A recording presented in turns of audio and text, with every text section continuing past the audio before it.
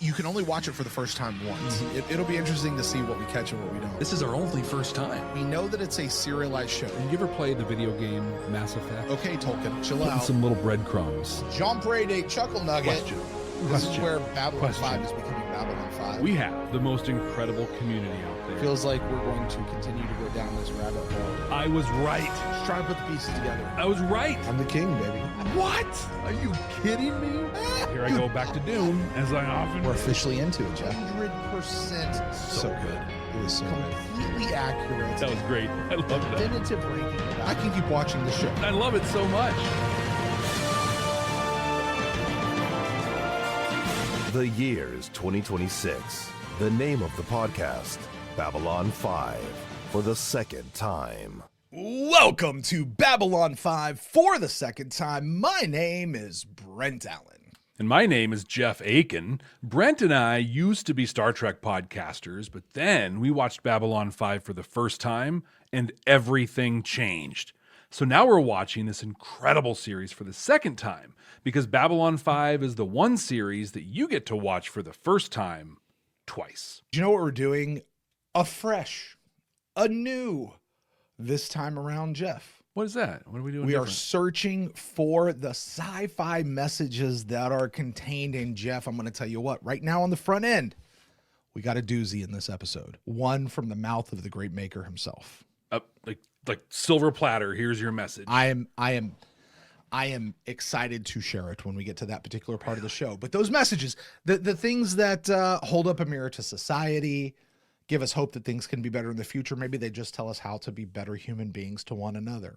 Now, all of that said, this is our second time through the series, which means Jeff and I know everything that's going to happen, which means the whole point of this particular run is so that we can talk about the show in its entirety, knowing everything that's happening, which means from this point forward, this show is going to be full of spoilers. So if you have not seen this incredible series all the way through for the first time for yourself, this is your spoiler alert. This is your spoiler warning. We beg you, stop the show right now.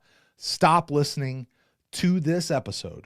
Go join us for our spoiler-free first watch when Jeff and I went through this the very first time. Join us for that. That's just back up in the feed. I don't want to say a few bumps up, but it's back there. You guys can go check out that. If you're on YouTube or one of the other playlists, maybe it's collected in a specific group there. But anyway, go check that out. And when you're done with the series for the first time, trust us, you want to do it that way. Be spoiler free as much as you can. Pick this up because I'm going to tell you what, watching it for the second time is just as good, if not better, than watching it for the first. It is so incredible. And I'm excited this week, Brent. We're watching an episode called Messages from Earth. I remember the first time around for me, this was a peak Sheridan episode. My biggest memory for Messages from Earth is what he pulls in the atmosphere, this is the one where he like opens the jump gate in the atmosphere, I think. And it's just like, oh, this guy's the real deal. This guy. To be honest, though, this is the first part in a trilogy. Messages from Earth, Point of No Return, Severed Dreams are really they're one story, but they're right. Self-contained episodes as well, which is part of why we're doing them separately. But of the three, this is the one I have the least memory of. So I'm really excited to watch it again and see the things that I don't know that I remember very clearly. What do you remember from your first watch? What kind of question is this? Are you kidding me? What do you mean? What do I remember? What did I think of this episode? Jeff, this is some of the best TV ever written. This episode and the next couple that you just referenced, these are the episodes that people that watch reactors on YouTube salivate over newbies getting to for the first time. 100%. And rightly so. I got to be honest, I don't really remember the differences between what specifically happens in this episode versus what happens in the next episode versus what happens in Severed Dreams. They all sort of run to me together. But what I know is this particular set, this is where we break away from Earth. This is where we get the Londo is redeemable, right? We get that arc. We get Jakar moving all in on the I think this is where he starts writing the Book of Jakar. Yeah, I think so. And it's explosions, space battles, like, gosh, just great stuff all the way around. One of my favorite things that we do on this show is we say kind of what we remember about it. And then the other one of us says, well, do you want to know? Because we went back and listened to it. And like sometimes what we remember is very different than what we actually experienced the first time around. Right. This time, Brent, I know what you thought the first time around. Oh, yeah? And what's that? Lots of pew, pew, pew. In this one, you really enjoyed the episode. Okay. But there just wasn't much to it. Wildly entertaining. It was great. It felt like maybe 25 minutes of story that they stretched to fill an episode. And you loved it. No complaints. No complaints. No complaints. It's a shoot 'em up, fun sci-fi episode, and you were here for it. You know what I didn't know at the time? That it's effectively part one of a trilogy. We had no idea. No idea. So I'm just looking at it as a standalone piece without everything. It is impossible, Jeff. Impossible for you, for me, for any of you out there watching, unless this is your first time. And if this is your first time, why are you still watching? We just told you to stop and go. Get out of here. You're not allowed to be here. But for everybody else, it is impossible to think of this episode in a vacuum. Yeah. You can't. Like, we were looking at just what this episode was in and of itself, self-contained. I don't care how hard you try. You can never look at this episode as a single episode of television. Just can't do it. Yeah. It's all encompassing. Me? I said it was good. Not amazing. I liked that the dangling threads were starting to come together. I thought this felt like part one of a two-parter. Like it was really just here to set some stuff up, and we were waiting for the big stuff to come the following week. And that's what I was expecting. Hey, after this, it's going to be great, but this is just kind of setting stuff up. Mm-hmm. I have quite a few notes for the episode itself from our talk, but a couple that came up that stood out for me was, it's just funny. When we connect dots in our first time watch, I'm just like, what is wrong with you guys? How did you not know this the whole time? How'd you not see it? It's right there in front of you. It's so obvious. We were so blown away. Interplanetary expeditions, right?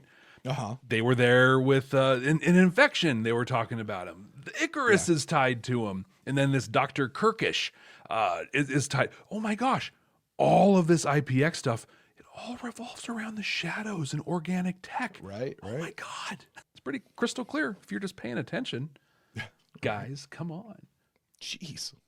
A lot of good thoughts about Marcus. We had a t-shirt idea.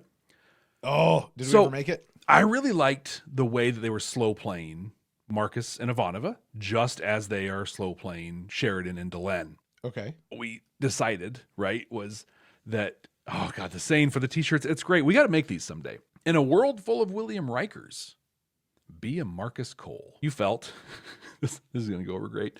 You felt like the Ministry of Peace thing was just dragging. They just keep saying the same things. They're not really doing anything with it. Your exact quote was, it's time for them to or get off the pot.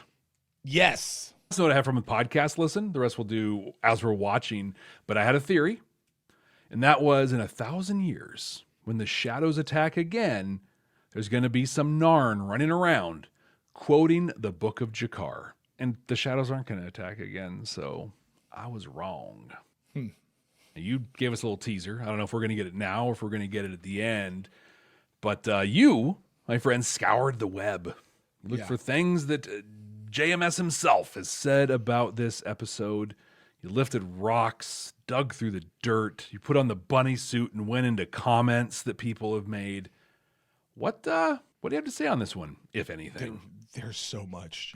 All right, let's buckle up. As there's just so much. I've really done my best to filter through some of these. So we could do an entire show just on this alone. Okay. Right. So inevitably there's going to be something that I'm going to leave off, and we're going to get comments. We're going to get emails of, how could you leave that off? Well, I had to pick and choose some things, and that's what I picked and choose. But if you want to send an email or a comment and point it out, have at it. I'm not going to stop you. Right. We may even share it on an episode. We'll read it. Yeah. Send your stuff in. Yeah, do it. But these are the ones that stood out to me as I go through. Quite a few of the things that are there is like cut and paste from conversations he was having with people online that they're kind of capturing. So a lot of things, but also cut and paste from various conversations. So there's a lot of messages in the Lurker's Guide that are all basically, this is the best episode we've ever done. This next set of episodes is the best set of episodes we've ever done. He does reference the trilogy, but he also references it as an 8 to 10 episode mini arc. Okay. Not just a 3. Really? I could see 4, right?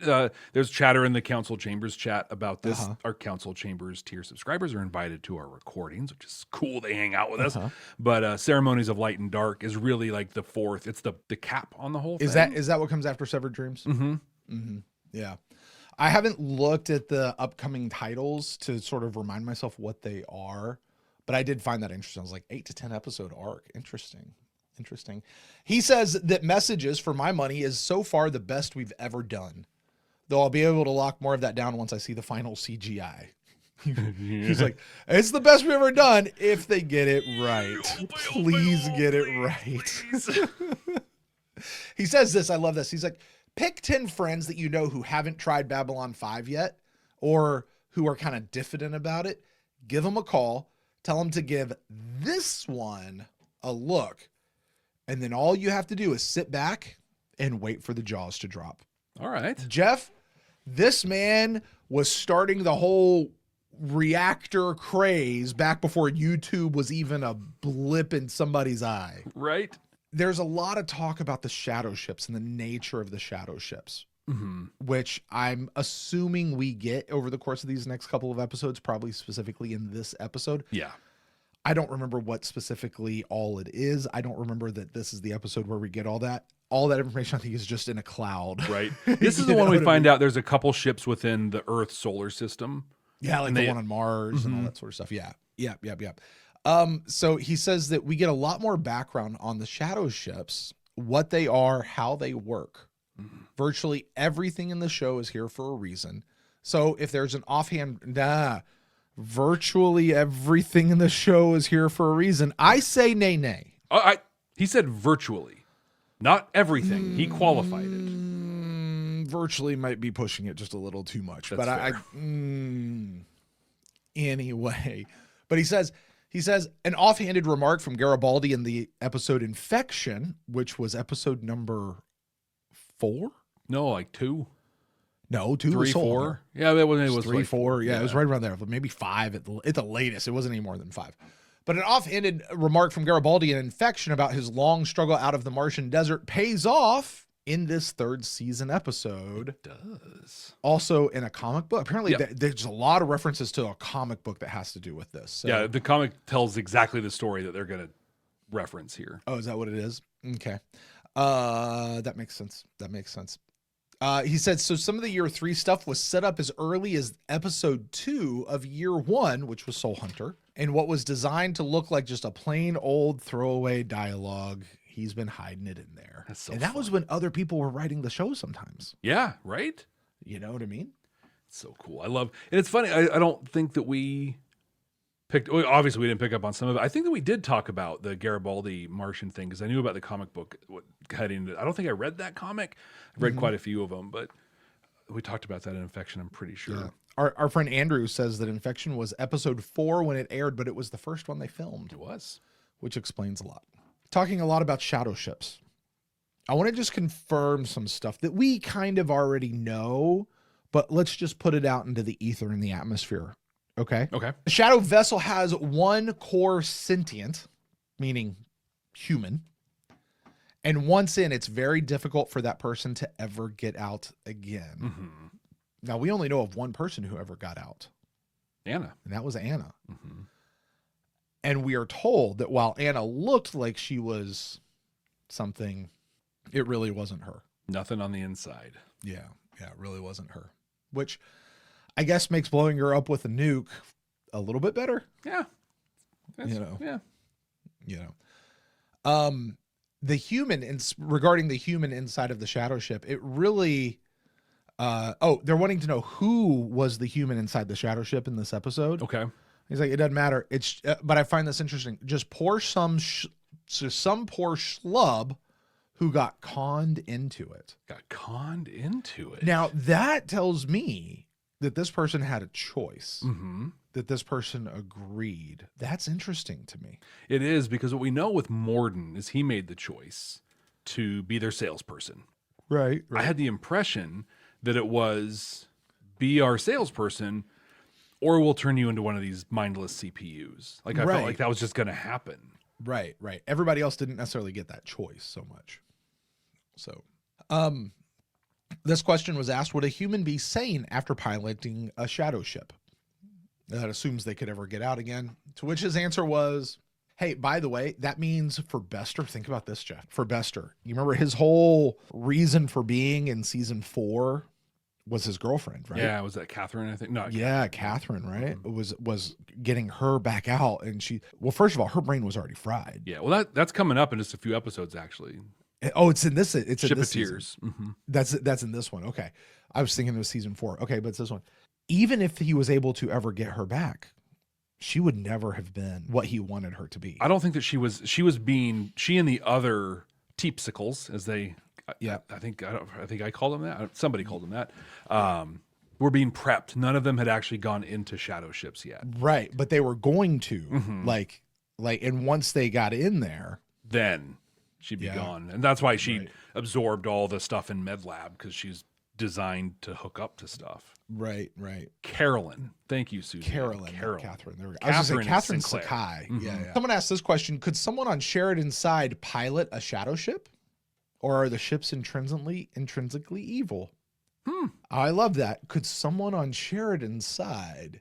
He goes, it's certainly a very good question. Hello, Anna. Yeah. So, Jeff, the episode There Lies All the Honor. Or There All the Honor Lies. Mm-hmm. What was that episode? What happened in that one? Oh, that was the store one. With Garibaldi?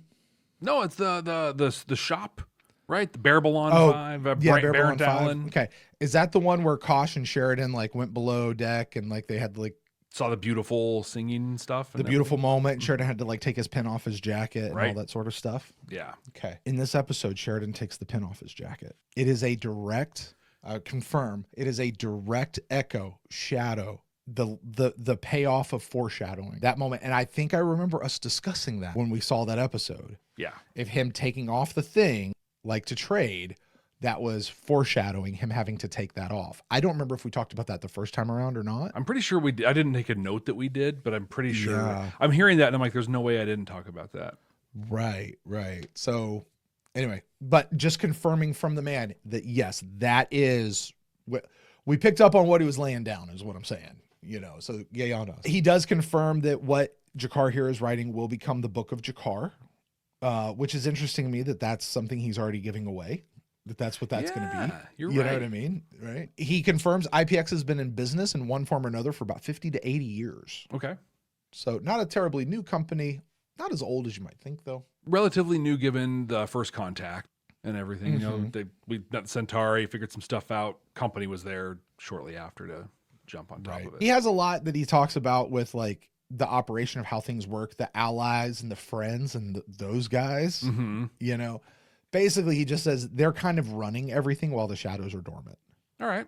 They're just kind of keeping things. They have instructions of whenever they receive a shadow signal, they send something out just to go see or just bring it home or something like that. That's really their job while the shadows are sleeping. This question was, he does confirm this. There are no shadow ships buried on Narn, which I feel like we've had that conversation. Right. Yeah. Because we had a lot of thoughts around just because there had to have been something going on Narn. Otherwise, why wipe out the telepaths? He lets us know how long the shadows have been influencing Psychor at this point. Really? About 7 years, he says. Okay. At the point we meet this, about 7 years the shadows have been. That is not a new influence thing there. I'm trying to remember, and my timeline is way off, but in the Psychor trilogy, there is a changing in leadership that happens, and I'm curious if it was following lines up to that. Santiago, Luis Santiago, he got reelected in that first episode. Yeah. Okay. We're now in year 3-ish, right? if we assume a 4-year term of president, we're almost about the time when Santiago and you assume Clark was his VP in the first term as well. That's about the time they came in. Yeah. You know? Which would make sense because Psychor endorsed Clark as vice president. Someone asked this question. I love this question. How is Sheridan going to defeat a shadow ship head to head? Tune in. Watch and find out. JMS's response was exactly. Actually, what he does is he says the goal would seem to be impossible. So how do we do it? Is there a vulnerability that's been laid out but you haven't picked up on yet? So Jeff, here's the question. Knowing what we know, what the vulnerability of the shadows being Psychor stuff, what has been laid out? So this would be a good individual podcast episode. So let's do a really brief version of it right now. What kind of stuff has been laid out to this point, showing us or giving us hints that Psych stuff is the vulnerability of the shadows, which will help bring down their defeat. The Narn telepaths being wiped out. And the fact that Jakar knows all about them. He certainly has history with these folks. Well, we know that because of the book. Do. Yeah, because of the Book of Jaquan and the drawings in there, we know that the shadows were on Narn. We know they wiped out the telepaths. We know that now, right? We don't know that because we learned it later. Pretty sure. Yeah. I think we know it now. What else have we gotten? Lita and Talia. Both Talia, when she walked by Morden, was like, "Rah!" And saw him standing there. Yep. That one. And Dylan just says that over in our chat as well. Yeah. The fact that they're involved with the Psychor, keep your enemies close. Or keep your friends close, but keep your enemies closer, right? Yeah. But at this point, I don't know that we know so much. They're involved with EarthGov, is what we know at this point. He specifically said they've been involved with Psychor for 7 years. He says this. He says, is there a vulnerability that's been laid out yet that we haven't picked up on yet? Is there an advantage we don't necessarily see? He says we have to be smart answering this. How does Sheridan do this? He says humans are at our best when our backs are up against the wall, yet we have to do it ourselves. In the final analysis, nobody else can do it for us. We've got to figure it out. To which I kind of like what he's saying there, because in the end, can I pull on a thread that you and I have long complained about, Jeff? Okay. We've always hated the Epsilon 3 thing. Yeah. No, I'm going to keep it in my back pocket just in case. And then we never needed it, right?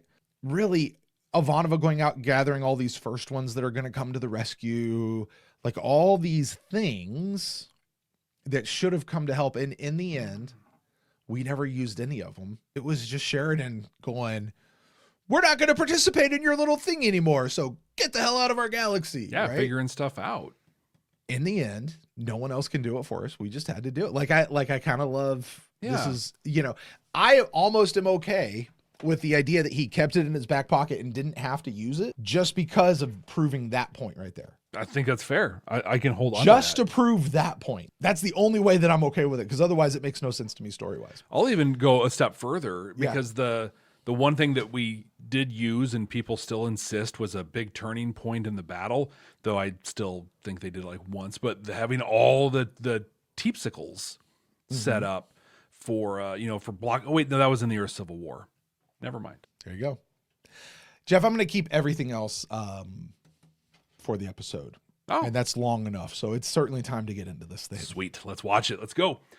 If you are joining us for the first time, which makes sense, this is a great episode to join us on. And if you haven't watched this episode before for the third time, for God's sake, stop this episode and go watch our first time episode. Spoiler free, get the whole thing, then come back and check this out. But what's going to happen this time that did not happen the first time around is we are going to watch the episode right here, right now. We're going to pull it up. Brent and I are going to watch it together with you, and we're going to react in real time to the things that are happening.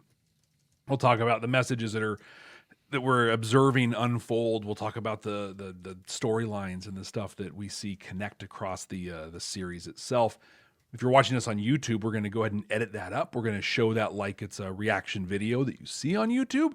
If you want to see the full and unedited version of that, you can get that at our Patreon page. There's a link in the show notes, or you can go to patreon.com/badnerds. And if you're listening to this on an audio podcasting app, guess what? We don't want to leave you out of all those conversations, and we're not going to rehash them later. It's really bad when we try to do that. So we're going to have all that audio in there, but don't worry, there is all of the backside conversation that you want to stick around for, because that's really, we're going to bring it all home. And we're going to rank this episode too. That's the thing. that's the bee's knees. So Jeff, let's watch an episode. Let's do it. Definitely. Those don't look like real eggs to me. No? It's from Marcus. They look like fake It's eggs. nothing like that. The liquid I did him a stuff they favor. I helped fold get him an identical as they parts make to it. Some of the facilities on the station. And he asked what he could do for me in return, and I said, surprise me. I haven't seen a fresh chicken egg in 3 years. I mean, cooked or otherwise. And bacon? Forget it. If you want it, it's yours. Oh, no, wouldn't dream of it. Now, go on. Eat.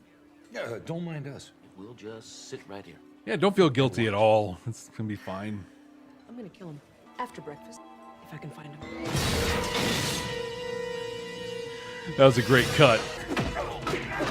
Dude, Marcus is still a badass, dude. Totally. And I love the juxtaposition of this Marcus and the Marcus from last week.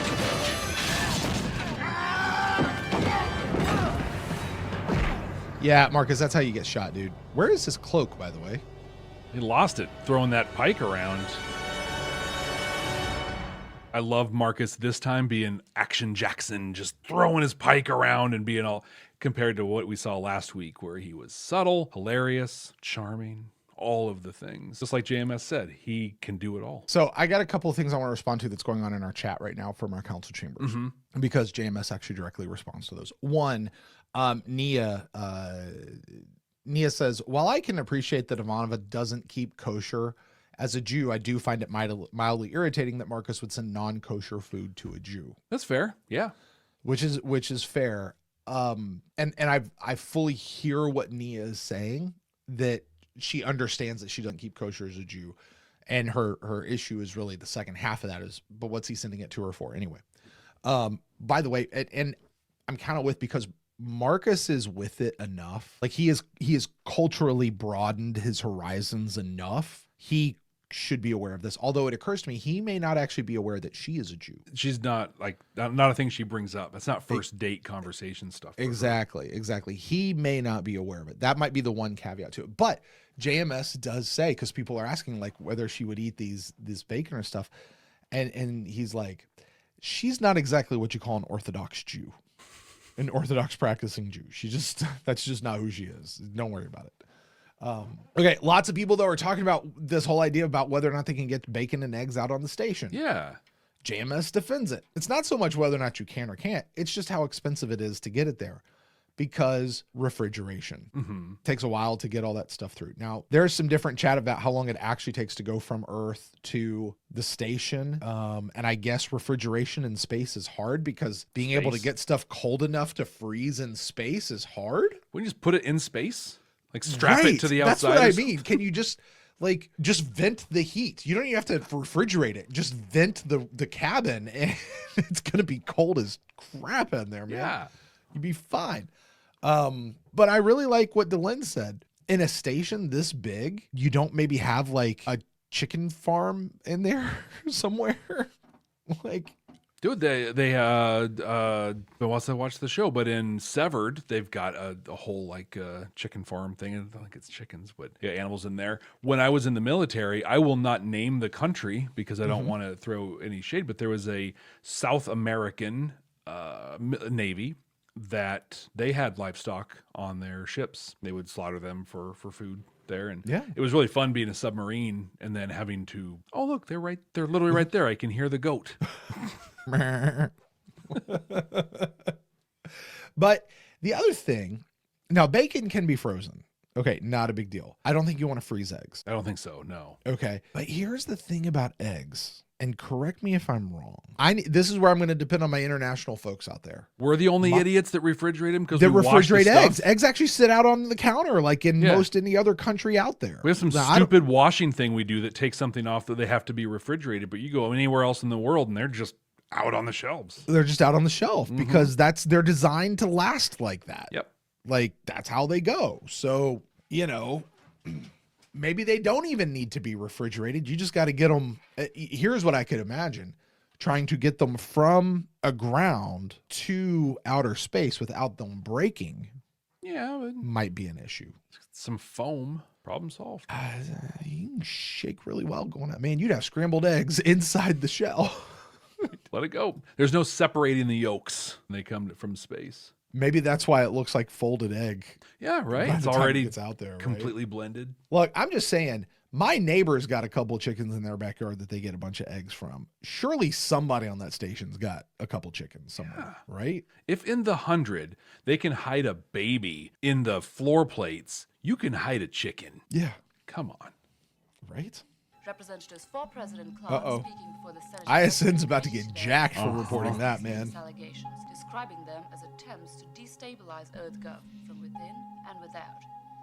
Yeah, I think it's shortly after this. Chief of Staff Bill Harris announced that a new alien Shout out detected to Christopher Frank significant threat to Right. and this When asked what was being thing done that's going to on here. counter this threat, Harris said only that extreme measures may be required. JMS mentioned this is a good one to invite a friend who hasn't seen it yet. Yeah. Incredible exposition here at the beginning just to bring everybody up to speed. She's Sure. telling us what's happening. She's watching the video that Keffer took at the end of season 2. Like, you're getting wrapped into everything here, and it's seamless. Hey, there's his cloak. We should be all right. Well, there's no internal damage or concussion. So who are the men attacking her? Businessmen, of a sort. They know the right doors to knock on, the right words to say. Get You the know, list where I of come from, names you're of talking about drug people dealers, other then. people want found, captured, or killed for the right price. Why her? What'd she do? Nothing. Yet. Keep a close eye on the doctor. I'll be back. That line horrified us the first time around. Keep a close eye on her, Doctor. We're like, Marcus, how can you leave her alone with Dr. Franklin with those instructions? No, Franklin's a good guy, man. No. We know that No, now. Franklin's a good guy. We know, but it's like, he's complicit in the whole thing. So on our first watch, you said, as we see more of who we learn is Dr. Kirkish, that it's driving you up an absolute wall. Your quote, "This is driving me up a wall and you, Jeff, aren't going to get this." But she looks just like Dr. Sam Carter, but she's too old to be Amanda Tapping. And in the moment, right over my head, in the time, from the second she showed up on screen, I'm like, it's totally Carter. Look at that. Good call. Now I don't feel like I've gotten a good face shot of her yet. I now I want to, at least that I've been paying attention to. Like, Right? Look at that. yeah, right? That's totally That actually Sam. looks like that could be Amanda Tapping right there. 2 weeks down, 6 to go before I've repaid my debt to society for attacking Mulari. Again, more exposition. Opportunity Yeah. provided by my incarceration. Sometimes I even sing. I know. We got a petition. For or against? Based on the sound, they think we're torturing you in here. Sit down, Mr. Garibaldi. You know, a true artist is never appreciated. Dude, this is a different Jakar than what we've had for the last 2.5 seasons. Yeah. And Like, you, he's been are you changed. enjoying Profoundly. the look of Chicois? You know what's odd? You seem, I don't know, happier in here than you were out there. In here, Mr. Garibaldi, you cannot hide from yourself. Yeah. Everything out there has only one purpose: to distract us from ourselves. What is truly important. There are no distractions in here. Can learn much from silence. I love that so much. The only way to truly know yourself is to sit with yourself. And the only way to sit with yourself is with nothing else going on, right? So I'm a very active meditator, and I think most people who don't meditate have the wrong idea of what meditation is, right? And Babylon 5 doesn't help that, right? When Lanier goes into a meditative state, that's not how meditation works. But it really is just eliminating distractions, focusing on the breath, noticing your thoughts, not engaging in them, but just noticing, no, I thought that. Oh, there's that. But it's really so important to know you. And I'm going to say most people, because we live in this loud world. They don't know themselves at all. I myself, not too long ago, was doing a lot of reflection. I found, like, just reflecting on my days, I was like, I add a lot of noise. I'm in the shower, I play music. I'm in the car, I have a podcast or a book or something like that on. Always sound. Why? Why am I always filling the space with sound? And the reality is because I went through stuff and I didn't want to face myself, right? With like just the life that I'd been experiencing. And so like I had to make a conscious choice to just shut down the distractions, sit with myself again. And yeah, sometimes it's super hard, but it's always good. It is always eventually good. You just have to do it. And Jakar forced to do it here. And look at the impact it's having on him. I think it's incredible. So one, folks, just in case you're doubting Jeff, he's not BSing. He really does take this meditation thing to a whole new level. He's got an entire, at least last time I was at your place, he's got a whole room dedicated to meditation, and it's not a small space. Nope. Like, it is a significant room in his house, and it's weird paint. It's all trippy in there and everything like that. Like, it is, if you go meditate, that's a room to do it in, and it's a significant portion of this man's house that is dedicated to that. It's his own little personal Kelner Ream spot in there. I got to tell you what. Yes, it is. It occurs to me, Jeff, and I've never thought of this before until this moment. Some years ago, I became a stay-at-home dad. Mm-hmm. Right, for quite a while. In many cases, I still am. But it was just me and the boy. Yeah. When he was one, there were just life circumstances. It was a choice my wife and I made, and I drew the short straw, and I became a stay-at-home dad. The short straw. Wow. Yeah. I'm gonna tell him he said that. Yeah. He probably already knows. He'd be like, I don't care. Right. It's like, I got the better end of the deal anyway. But there is something that is fundamentally hard, particularly to me as a man, and the idea of what it meant to be a man that I grew up with. Oh, okay. I am man. I must leave the cave, kill something, drag it back. You know what I mean? Yeah. Like, and to the point that I believe in the very, very over generic stereotype that there are certain traits for men, there are certain traits for women that tend to follow in one of those being men. Like, oh, I have to be the provider, and I have to be this, and just all of these things. And when that all got stripped away from me, and it was just me and the boy, and there was nothing else going on. And there's the only person that I really had to talk to, I would go to the store just for that 15-second interaction with the person behind the register. Yeah. Is the only other adult that I had to talk to at the time. The whole reason I got into podcasting in the first place over a decade ago was just so I'd have other people to talk to.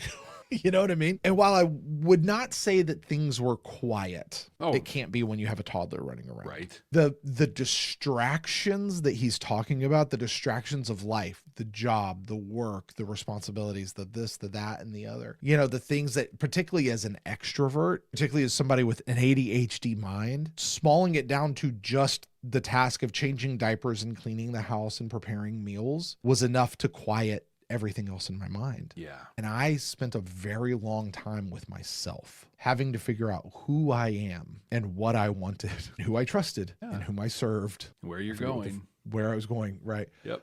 Yeah. Like, it took me a very, very long time. And today, when I give that answer of what all of that means, of what is it that I really add to the family, what value did I bring, what did I come to, where, and it's a fundamental change as to who I am. Could not have had that experience without the quietness that Jakar describes sitting in a cell by himself. I describe it as being the only adult around when there's a toddler running around this house all the time. Yeah. But it's, in many ways, it's the same thing. And if it hadn't been for that quietness, I could never have come to that. And it fundamentally shaped me as an adult, of being able to know who I am, what I am, where my value lies, and that it's not in all this other stuff. It's in me as It's a in person. you, intrinsically. It's in me. It's literally intrinsically in me. And that's shaped everything for me. And it's fine. And it takes courage to do that, to do it, but also to pay attention to it, and then to allow it to shape you. Because I think that it wouldn't be uncommon. In fact, I know I experienced this when I first started really opening myself up to me. I don't know if you experienced this or not, but you have a rejection almost of like, no, I'm this person. This is who I am. And you are like, no, you're this person. Yeah. That's why it took me years, Jeff. This was not an easy thing for me to get to. It took years for me to get there. Oh yeah. And it's a continuing thing, right? It is. I know for myself, if I go a couple days without meditating, I feel it. I know that, and there are times I actively avoid it. It's not like, it's awesome and it's great and it's horrifying sometimes. I think one of the main big distractions we have in our life are our bodies themselves, the chemical reactions, the hormones and things that are active in there. And when you can learn to see past that, right? And think, I'm a very angry person. It's like, are you though? Are you really? Like, through that and see you without the chemicals that are, that are really causing that for yourself. It can be really powerful and it can be scary. And so I just really want to highlight the courage that it took for you to allow that to shape you, but also as a person who is socialized as a man, as a male, in a environment and a geography that were very focused on what a man Here's is. what a man bees. Yeah. Yeah. Like, it just took incredible amount of courage on your part to allow that to happen and to do it both. I appreciate that. And then I have to turn around and face society. Yeah, right? But because what is it you do? I'm a dad. But because you did that enough. work, because you spent that time in it, you were ready for that. Yeah. Hey, this is uncomfortable society. Yeah, there's a little bit of humiliation here, embarrassment maybe, but I'm good. I'm totally good with who I am. Here's the thing, though. I got to tell you, I have had some opportunities in the last decade that have brought me a modicum of minor celebrity. Yeah. And privilege to be able to get to do stuff in various places. Yeah. I could not have handled that. Like, that would have really gone to my head. Yeah. You know what I mean? Right. Versus being able to say, like, yeah, it was just kind of a thing. You know what I mean? Like, it's not. It was a thing. It blipped. It was kind of cool while it lasted, and it is where it is. Like, it could have really gone to my head. Do you know who I am? Let me tell you. Yeah. Like, it could have really gone to your head. Yeah. Could have. That's could have. Right. And I do want to acknowledge, and I'm not going to go through each of these individually because it's their own stories, and I don't want to tell other people's stories for them. It's their stories to tell. But I am loving in our council chamber chat that is joining us live here. People are sharing their own versions of this story and their various bents. Lots of people are introverts, and they're talking about how this happens, and then other people have other past issues and stuff, that growing up in silence and stuff.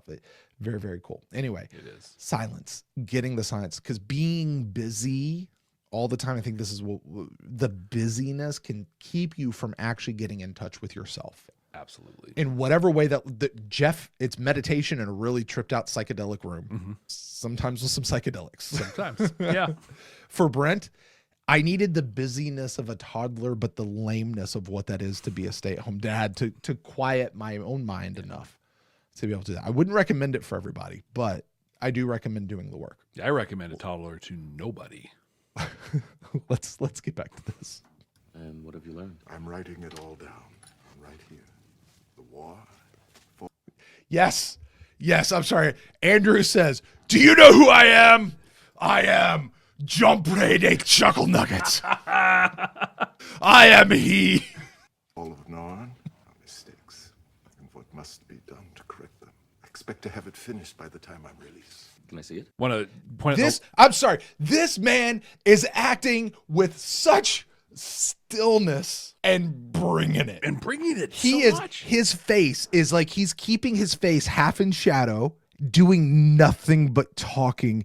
And oh my God, he's killing it. Watch Jerry Doyle, though. And he's all shaking his head and bouncing around and having his thing. And Andre Casillas is just nothing. And he is killing it. No offense to Jerry. He's killing it. You pointed this out. It is where I was going to go too. The lighting as well between G'Kar and Garibaldi. There's such stark differences between the two.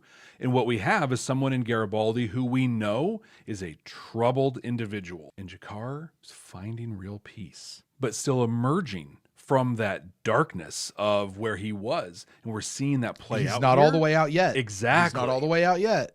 It's a process. In fact, what we know is we have another year and a half of this before he really emerges. But the rebirth, if you would say, it's almost what's happening here in the light. It's really happening right now. We know that there is an indicator in the opening sequence that if a person is turning their head, that means that they have they're hiding something right. Still, or they have secrets left. G'Kar is still turning his head in the opening sequence, and I'm curious if over the course of the season that changes. Is there a point that we'll see all of G'Kar has been revealed? Be interesting. And after enough people said I was nuts, I figured I'd shut up until I could find somebody to back up my story. Well, I found her. Her name is Dr. Mary Kirkish. Through the ranges, I heard she was on the run, so I asked Marcus to find her. 2 episodes in a Krystle row Wright. with A powerful lot of people marching want her dead. snare. But once she gets here, once you talk to her, you'll understand why. On our first watch, Brent, you tried so hard to make the name Kirkish a shot at Star Trek, but just couldn't do it. All right. And then one day our sonic probes picked up something 300 feet beneath the surface of Syria Planum. We didn't know what it was, except it wasn't a natural formation. And given its depth, it had to have been there at least 1,000 years. The ship is dead and It was the dormant, middle of by the way. Martian winter, so it took weeks just to dig half of it out of the ground. But that much was enough to give me nightmares for the rest of my life. The big panning, slow reveal. Mm-hmm. Oh my God. It's the same ship we've been seeing on the news lately. The one that looks like it came straight from hell. But back home, they're saying they've never seen ships like this before. It came straight from hell. We have pretty ubiquitous imagery of what hell means. Sure. That Brent was implanted by the Vorlons, who influenced all of our faith in how we observe it and experience it. Is this an observation you're making, or are you pulling this from somewhere? It's an observation I'm making. Hold on, I want to think about this. So she says that this thing came straight from hell. And if we think about what we know of Zahadum does have a hellish thing to it, right? And shadows look, I mean, God, they're demonic. Totally. And if what we understand as hellish and demonic is actually implanted in us by the Vorlons. Interesting. Okay. I was The there. Vorlons are still evil, or the shadows are still evil. to find out more about. And then one of our workers, who was clearing away the dirt, accidentally touched it with his bare hand. He died instantly, as if the life had just been sucked right out of him. Did you ever get a reply from Earth Central? No, not at first. But a week later, we were suddenly ordered to stop digging and pull back to our secondary base 2 miles away. But we were told anyone who didn't move would be fired, so we moved. For 6 days, we just sat there waiting, while unmarked shuttles moved in and out of the area surrounding the dig. And then suddenly everything stopped. No shuttles, no communication, nothing. That's when I saw it. So here's what we're seeing here. So when I the just shadow wanted to ship run away and was hide. exposed, Jump in a hole and pull the ground in over me, but there was nowhere to go. when the shadow ship was exposed, the minions, the allies, they received a signal. The shadow ship was the CPU, the person inside, was dead. Okay. So it couldn't do anything. And basically what we're seeing with this other shadow ship is like sending a new unit in, you know, and I think it's going to like attach itself and like fly away or something like that. But, you know, yeah. At first, I thought it was destroying the other ship. Mommy, what's that ship doing to the other ship? For 20, 25 minutes. I just got what nothing you said. happened. Then we heard it. Are you telling me the Vorlon also implanted the hideousness of that noise into our heads as well? Probably. No, that's just horrible sound. The sound of something terrible being born. They warned us that if we told anyone what we'd seen, there would be unfortunate consequences. A few weeks ago, I was called into a new dig. They found another one of these things, this time on Ganymede. But there's a difference. Whoever's behind this back home doesn't want to give it back. In 3 days, they're going to take it back to Earth, study its secrets, and learn how to use it against the other races and, if necessary, against our own people. That's why I had to warn someone. You can't let them get a hold of one of these ships. They don't want it so we can fight these things. They want us to become more like them. It was in this episode, the first time, that I learned Ganymede is a real place. I thought it was something that she made up. And you're like, no, it's a... No, it's, yeah. Yeah, it's a moon. It's a thing. Yeah. Sometimes I forget what's common knowledge and what's not. Yeah. It probably is pretty common. You say that and I'm like, you didn't know that Ganymede was... That Okay. will not happen. We've made arrangements to get you into Minbari space. And here, please take care of Dr. Kirkish. Of course. You mean like take care? Or...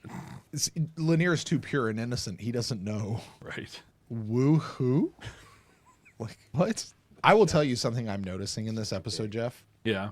More than I have ever noticed in any other episode. All of the Earth Alliance logos, they're embedded on the table. They were embedded like on a towel. They're embedded like just Earth forces like all over the place. And I don't know that it's always been like this. It feels very prominent in this episode to me. Really feeling it. Especially given what we know is getting ready to happen, right? How can we fight something like that? How can you We fight need to something like think that? about this for a while. Alone. I'll call you when I have something to say. Delenn, stay. By alone, I mean with Delenn. I'm gonna need you. Right. I like being alone with my boo, too.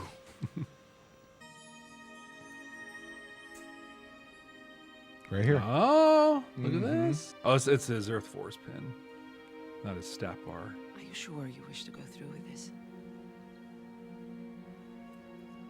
No, but what choice do I have? And it's time to tell the others.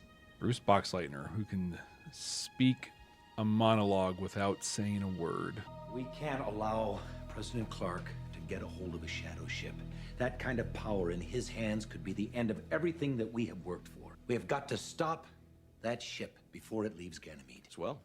I just want to mark that we just witnessed the last time John Sheridan wears an Earth Force uniform. Does he wear one when he goes on trial? He puts on like the gray. Okay, yeah, that's right. Yeah. So, okay, second to last. Delenn and I will take the White Star into Earth-controlled space. With luck, find the ship, destroy it on the ground before they can activate it. If not... Captain, you can't do this. As soon as you open up a jump point near Jupiter, you'll be picked up by the early warning system. I know.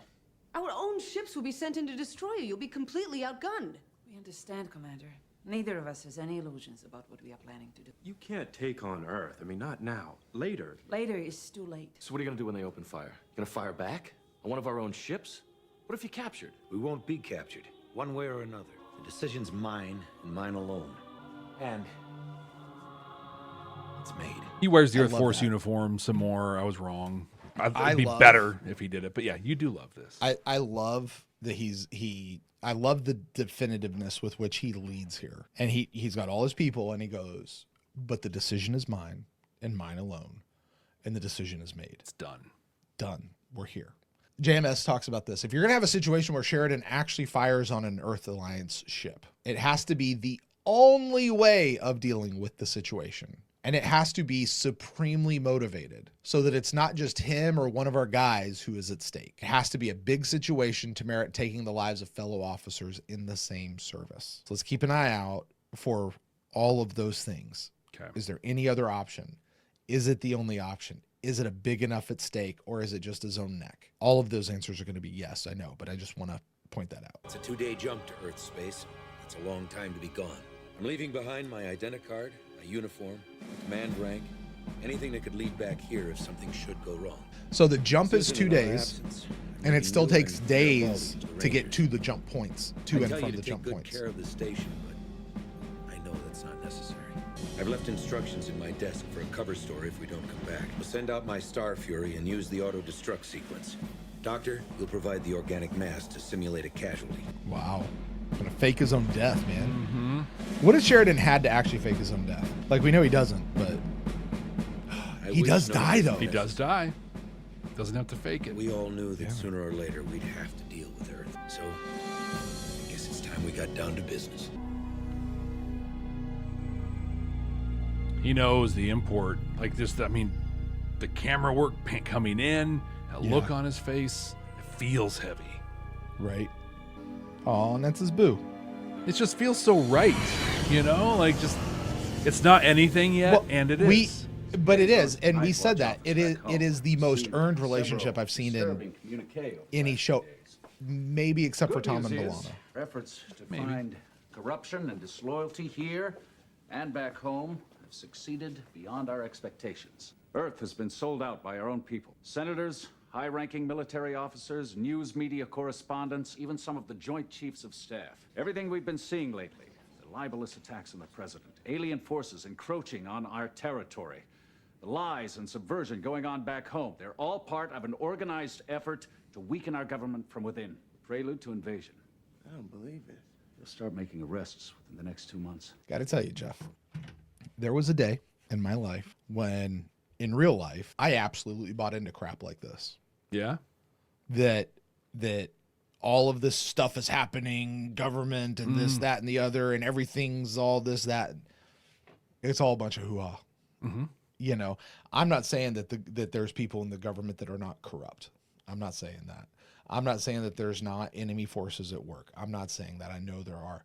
But this level of everything is bad, and the only thing that is good is what we're saying. I know people because I used to be one who actually think like this. Yeah. You know, and a lot of that's just where we are, but it's get out of your echo chamber, folks. Yeah. That's all I'm saying. Please. Get out of your echo chamber. Lists have already been drawn up. Earth needs all the information we can give her. Any sources accept. To make it easier for sources to come forward, we're going to allow them to give us information anonymously. We're authorized to look into past history, social contacts, party affiliations, social media to conduct accounts, email and vid surveillance of Babcom and Stellarcom transmissions. Whoa, wait. Just how far does this go anyway? Do we start suspecting everybody? No, of course not. Just the bad people. Automatically recognized as working in the best interests of Earth. Anyone who has for the other our color skin and hair. Dude, we won't look at them. How intentional did they pick a white, blonde-haired, blue-eyed dude to deliver all this? I mean, look at that. Yeah. I don't know that Vaughn Armstrong is actually blonde or has blue eyes. Right? I don't know. I never see him not like under makeup. Right? Well, I now need to go watch those episodes where he's just a face character on Enterprise to see, because I don't know that this actually is. Because yikes, dude. It just reminds me of when I got to ask Vaughn Armstrong and Jeffrey Combs what their favorite guest star appearance ever was and why it was Babylon 5. And Jeffrey Combs was like, I did Babylon. What? No. I don't even remember what Vaughn's response was. Jeffrey Combs did not appreciate that question at all. He did not. He did you not. ate it. In that case, may I ask a question? Does anyone in this room know where the captain is? No, you're not allowed to ask that question. Does everyone in this room always know where the captain is? You know what I miss most about home? Mom's cooking. The sound of the rain. Rain hitting the roof at night. It always helped me fall asleep. Back when I was a kid preparing for the academy. Alexa, let's turn on rain sounds. 4 or 5 o'clock. Welcome, everyone. Studying. I'd have maybe 2 hours to sleep after that. I was so wound up. I'd just lie there. Same thing happened the night before my final test. I just knew if I didn't get some sleep, I'd never pass it. And did it begin to rain? No. But Dad, my dad, heard me walking around. He knew I couldn't sleep. Is this the first we hear Went about his dad? outside. His Might first be. story? He got the garden hose and sprayed it so it came down on the roof. Just like rain. He stood there making I feel like it rain Delenn would be until like, I fell asleep. what's a garden hose? What's a Sometimes dad? like he would have stood there for days if he had to. I miss him. And right His dad now, was a good dude. Yeah. more than anything else in the world, I wish it would rain. Nachas. Duvena. Need to change Alexa so it responds to nachos.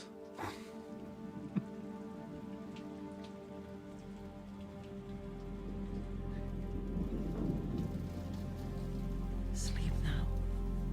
Sheridan's love for his dad is something you and I talk about extensively in our first time watch. Okay. But what I love, and then not our first time watch of this episode, but just through the series.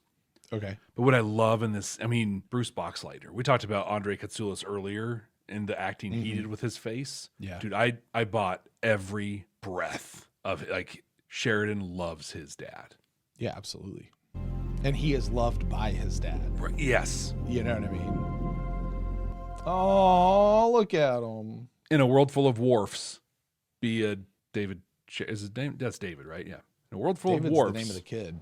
Be Did Sheridan's they name him dad. after his dad? I think so. I don't remember. Hey, either way, in a world full of wharfs, be John Sheridan's dad. There you go. IXP-1 to base, IXP-1 to base. Ready to begin transference. Subject is approaching target. Repeat, subject is approaching target. What's he talking about? The shadow vessels use living creatures as their central core. Whoever steps inside merges with it, becomes one with the ship. After that, it's fully functional. There is no way in my original run that I connected that to organic tech from Infection. Yeah, we did. No. No. What did we say? We tied exactly. Let's see. What did I get here? Infection, the Icarus, Kirkish. It's all around the shadows or at least organic tech. But I don't think that, even in saying that, I don't know that we understood that that's what organic tech was. I remember going all through the entire first run of the show, not really understanding what organic tech was, that it was organic and technology merged together as one. Yeah. I understood it as something else altogether. I didn't understand that the machine down on Epsilon 3 was organic tech. That's what that, like, I get it now. Hey guys, I get it. But yeah, because I still felt like the ship itself could have been organic tech. Not that organic tech was something merged with something else. Like even in Infection, the stuff that took over Dude, I didn't consider it organic tech in that it was merging with him. The tech itself was just organic. It was organic. You know what I mean? Not that it was organic tech because it merged with him. Like, you know, so. Sending someone inside right now. It's just different knowing it now that I know what it is. You know?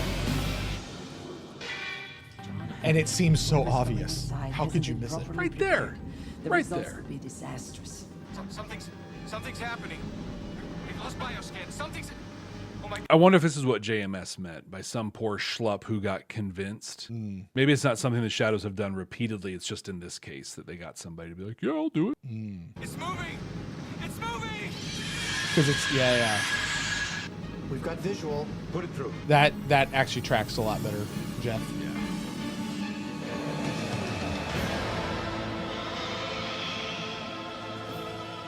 God, the soundtrack in this episode is incredible. Yeah. Valen's name. It's awake. Yeah, JMS talks about this being such an effects-heavy episode. What do you think? Did they come out right? The merging was not handled I think so. properly. Looks good. It's out of control, insane. It will destroy anything in its path. Then we've got to stop it before anyone else gets here. Engines at maximum, standby weapon system, prepare to fire. We're going inside. If we can't outfight it, let's hope we can outthink. Look how excited he is for this. He doesn't get this being the commander of a station. Right? This is what he How wants. much pressure can this thing take? Unknown. 12,000! Continue descent! Captain, if we go any further, we may not have enough power to escape before we're destroyed. If we turn back too soon, that thing follows us out! We'll be dead either way! Now stand by! Hull's buckling. Losing control. Now, get us out of here! Full power, give me everything you've got! If I were holding anything back, I would tell you.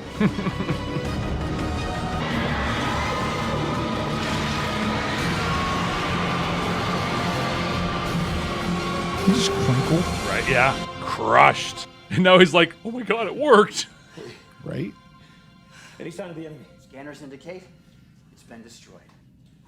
Where's all your naysaying now, Lanier?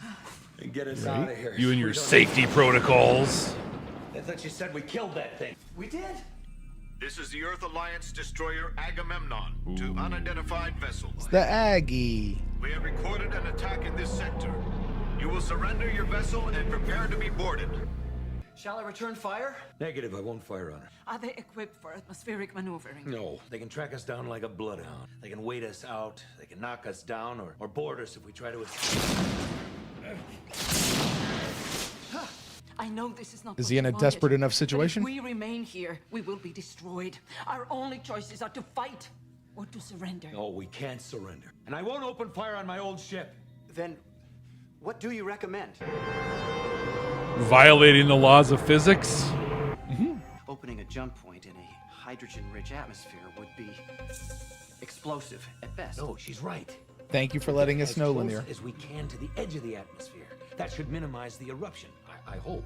Send a message in Interlac. Tell them that we are prepared to surrender, but we need them to back off a little. Then, bring her up slowly. Now!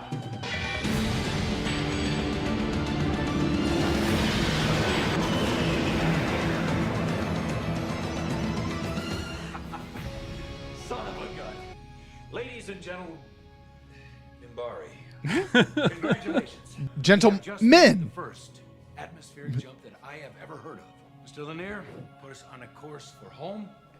Best speed. He's like, I haven't felt this alive in a year and a half. Jump back. Right? We'll be back this way again, one way or another. She's so proud of him. Right? What a great team. She's getting the tinglies. But like that wouldn't have worked if it wasn't for both of them being there. According to Earth Force, the ship was pursued to Jupiter and destroyed by the EAS Agamemnon. Nonetheless, this latest incident has heightened concerns about planetary security. President Clark is said to be considering a new plan that will provide Earth with greater security. Off. Unbelievable. You look pretty good for a dead man. Oh, We he's did wearing something to his help uniform. Earth, but the way it's being reported, you'd think we were the menace. Yeah. No good deed goes unpunished. The important thing is we got away with it. So far. Cut to Night Watch. We've been getting reports that Earth Force may have been infiltrated by traitors right up to the command level. Any unusual behavior is to be reported and investigated. Captain was gone for 4 days. Now, I'd say that qualifies as unusual behavior. The Ministry agreed. Well, you better start deciding which is more important to you, Zach. Friendship or your job, which is to protect Earth. Rip it off. Rip it off. Rip it off. Oh. So close. Right? Oh, yeah. Come. I thought you might want to see this. As I recall, you were somewhat concerned about where I fit in the great organizational scheme of things. So I went to the effort of preparing this job. How much do you love this, Jeff? No, here's you, right here, at the heart of everything, and why not?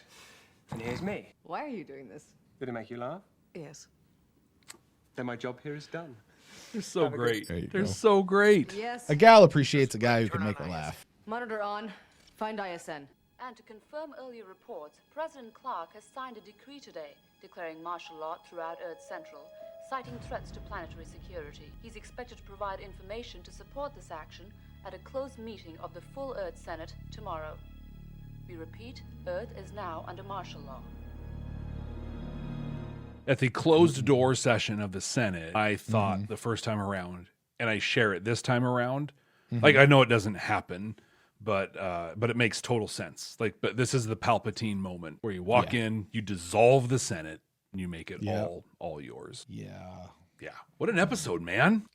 It's good TV all the way around, man. I can't help but go back and read my comment the first time around.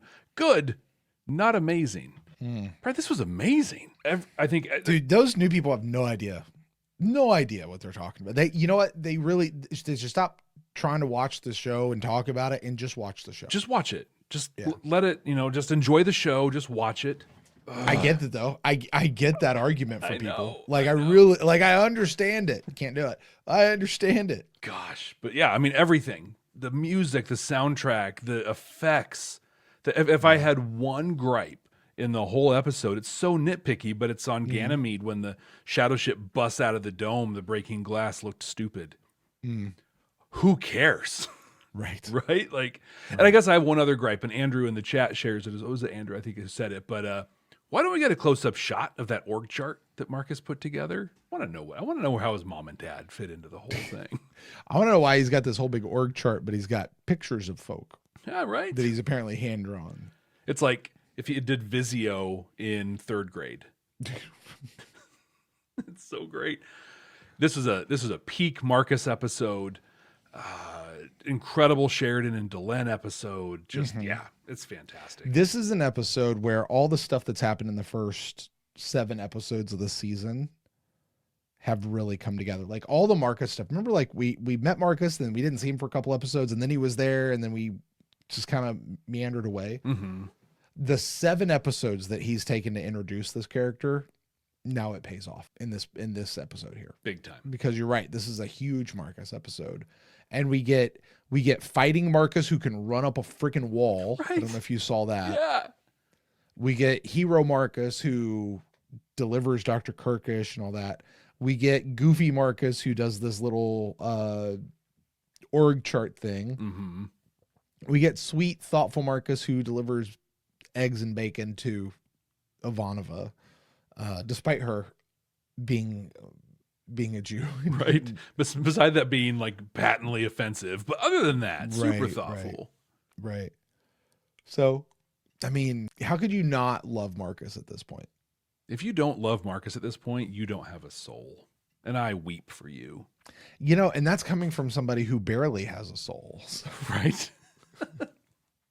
That's his own admission, folks. I didn't say that. That's just, I'm just repeating back what he has said before. It's very true. It's very true.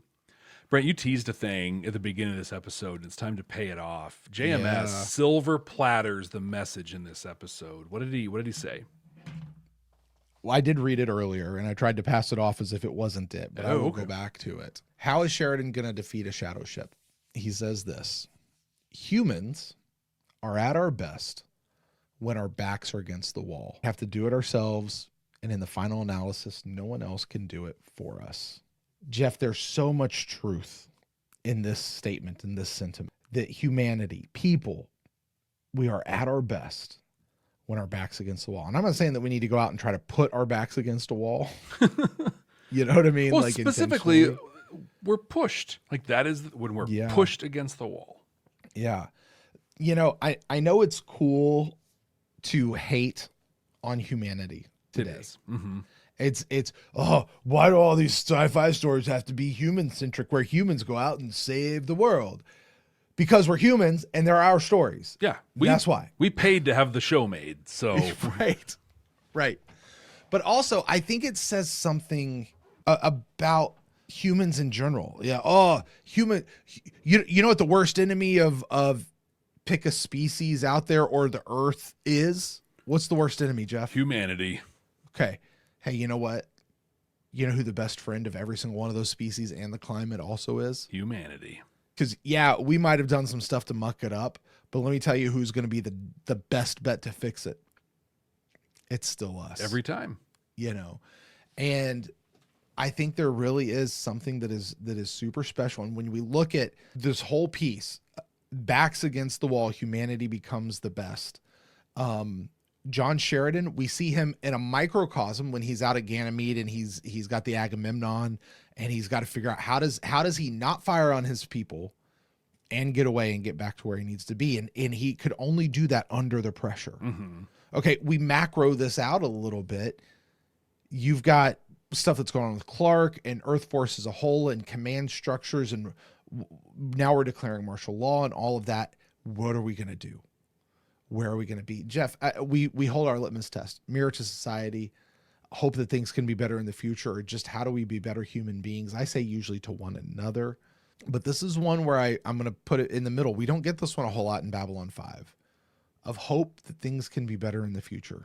Yeah. Listen, folks, there's a lot of crap that's going on out there right now. A lot of crap.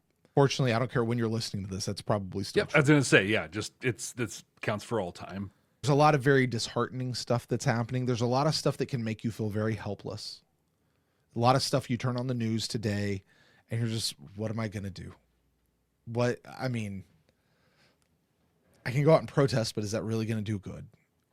Like, I did something, yay, but what's really going to happen? Or what happens when all of this goes to hell in the handbasket? Mm-hmm. Where does that go? I'm not saying we want to go there to that spot where our backs are against the wall, but I do think that there is something to keep in mind, that if there's something I know about people, if there's something I know about humanity, we tend to be at our best when our backs are against the wall. I know it's true for me in my own personal life and my own personal things. And I've got to believe it's true for us. You know, the idea that no matter how dark it gets out there, right? No matter how crazy President Clark gets, declaring martial law, sending his own troops into civilian areas, no matter how many people sign off on it and say that, yes, this is good or this is right or whatever, there is hope that we can overcome that. Mm-hmm. Because while you may not see the answer right now, humanity tends to be at its best when its back is up against the wall. And I hope that what we're going to see coming out of the craziness that is occurring is actually the best of humanity. Yeah. And I think that we can. It's possible we can't, but I think that we can. Brent, think we are and have been. Mr. Rogers, I think, said this a different way. Fred Rogers. Fred or Aaron? Fred. Which one? Yeah, Fred. Okay. When things go south, when there's a disaster, a catastrophe, things go wrong, always look for the helpers because they're always there. When things don't work out right, it could be small, it could be massive, it could be catastrophic, but there will be helpers because we show up in the best of times, in the worst of times, especially in the worst of times. And I think right now, today, and I say that acknowledging this is an evergreen podcast, so whatever time or political climate you're in, this applies. But there's these awful things that are happening. There are good people out there doing really, really good things. There are people who are being the best of humanity right now, and just watch for them. As long as they're there, we're going to be okay. And go be some of the best of humanity. Yeah, do that. Be one of the helpers. Yeah. And Ben points this out that in our council chambers, that I often argue that the Vorlons are better than the Shadows because I don't go with the chaos theory of the Shadows, but I've actually just articulated why the Shadows are the right philosophy. Look at that. To put our backs against the wall. But I also said, Ben, I will push back on that. I also said, you don't need to do this intentionally. And we shouldn't seek out having to have our backs against the wall, but it's just knowing that when we are facing that pressure, the best in humanity comes out. It's not, you haven't begun to see us yet until this really happens. Until we're there. Jeff, did you get anything else out of this episode? We said it all. Like that's okay. No, I've got one more thing. Oh, I thought we said I it got all. one more thing that Okay. I actually pulled from the middle of the episode. Well, actually, rather from the end. Zach was talking to Vaughn Armstrong. Couldn't even tell you the character's name. Security guard number 1, for real. Why's it got to be 1? I know. Anyway, he's asking him to do a bunch of stuff against Garibaldi. And Zach says this just amazing line that just really jumped out at me. Things are tough between us, but he's still a friend. Okay, let's talk about how to be better human beings to one another. Recognizing the idea that there are times, even amongst the best of friends, and I don't know that I'd say that Zach and Garibaldi were best of friends. No. But even among the best of friends, there can be falling outs. Mm-hmm. There can be weird awkwardness. There can be tough times. But still being able to recognize who's a friend. Hey, we're on opposite sides of the fence on this one, but you're still my friend, and being able to stay true and to stay loyal to those who are your friend, even when things are not great. Yeah. Is a task that is worth it. You know what it is and what it plays out to be in Babylon 5? What's that? Is it's a bridge back to normalcy, healthiness, good, because you still have your friends. Yeah. I did think of one thing. Okay. Marcus and his org chart. We all belong. Oh. We all there have you a go. place. Yeah, there you go. His mom and dad are there. But I felt this. I'm sure others have, but I don't fit here. I don't have a role here. I don't belong here. Yeah, you do. You absolutely do. It might be way over here in the Ottoman Empire in some weird thing. Mm-hmm. The Ottoman Empire. I don't know. What was that? But you belong. You are valued and you are needed. But everyone has a place. And the place that I'm most concerned about now, Brent, is where you're going to place this in the definitive ranking of Babylon 5 Season 3 for the second time. I'm going to go ahead and make a guess here. And our current number 1 episode is Dust to Dust. Brent, where does Messages from Earth go? Dust to Dust was a good episode. It really was. And Dust to Dust is an episode that set up this great Jakar. We didn't even talk really a whole lot about Jakar. I know. In the moment we did. In the moment we did. But I mean, coming out of here, good Lord, he said some great stuff. We wouldn't have that without what happened in Dust to Dust. Not at all. But there is no way on God's green earth that this is not the best episode of the season so far, because my God. But you know what I think really makes this such a great episode though, Jeff, is this episode has been set up. It's not just, hey, let's just have a good 45 minutes of TV. Nope. This episode has been planned. It's been pointed to. It's been foreshadowed. It's been, the groundwork has been laid. And, JMS talks about, if you find somebody who's never watched Babylon 5 before, bring them in and let them watch this episode. And you sit there and go, yeah, it's a good episode, but are they really going to be able to get it? Are they really going to be able to understand what's happening in a way that's beneficial and will not just have them write it off without having all that other stuff? And I say, yes, you can. But for those of us who have been watching, this episode hits because everything's been pointing to this. 2.5 years of build up to this. Yeah. Look, there's a reason why by the end of season 2, I was saying Earth has got to pull away from, or Babylon 5's got to pull away from Earth. Yeah. Why? Because the clues were there. Yeah, everything the has built to feeling was there. I didn't actually know how it was going to happen. I didn't know when it was going to happen, but it felt like that's where we were going. Yeah. Building it up pretty close. Yeah. Yeah. I do not disagree with your ranking at all. And that ranking, Brent, will wrap it up for Messages from Earth. We have now launched into our trilogy / quadrilogy of episodes. Part 2 is called Point of No Return. Brent, we made predictions back in the day based on the title alone. What did you predict Point of No Return was going to be about? Exactly what I just said. Yep, exactly. Earth breaks, or Babylon 5 breaks away from Earth.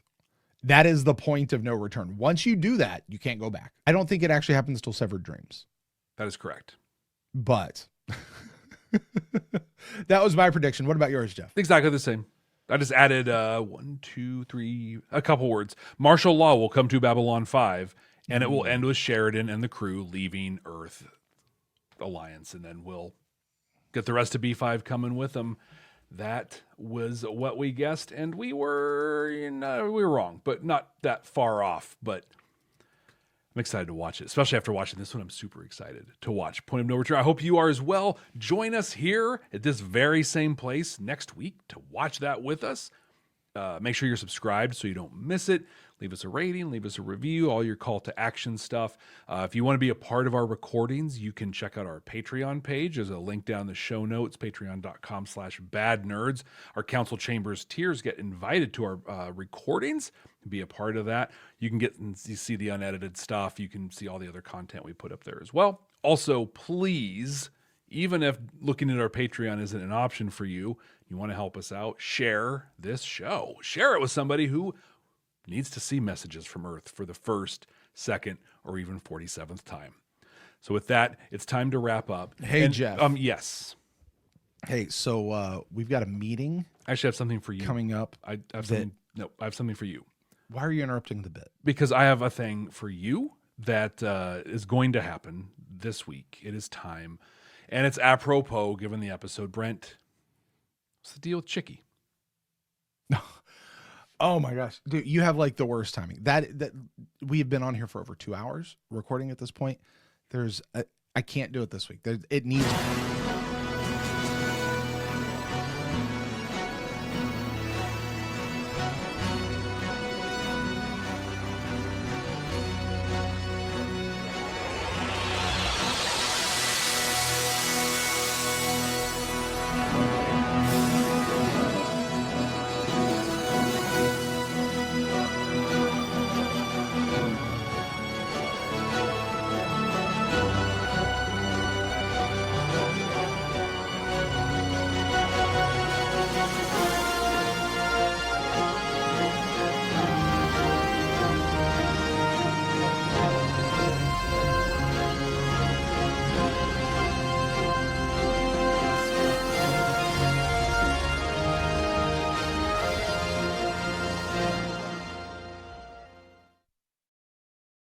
Just gonna hit the button now? Like that's how you're gonna get out of it every time?